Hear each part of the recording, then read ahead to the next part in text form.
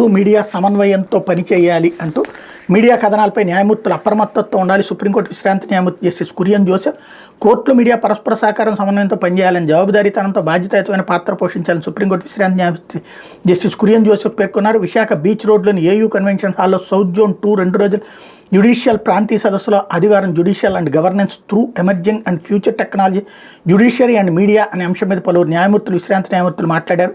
ఈ సమయంలో justice Kurian Joseph మాట్లాడుతూ మీడియా అందించే సమాచారం విశ్వసనీయతను కలిగి ఉండాలని, అదే పరస్పర సహకారానికి ప్రామాణికంగా నిలుస్తుందని చెప్పారు.